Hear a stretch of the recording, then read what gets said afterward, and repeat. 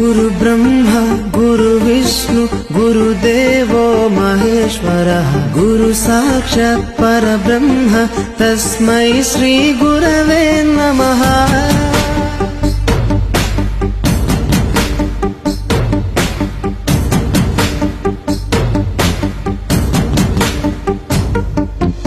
అజ్ఞానులకై ఋతము వైపు కదిలిన ఋషివో, విజ్ఞాన పంటను పండించుటకై కరిగిన కృషివో, భవితను లిఖించు కలము పట్టిన మహర్షివో, ఆ దేవుని రూపము మార్చుకొని ఇలా పుట్టిన మనిషివో.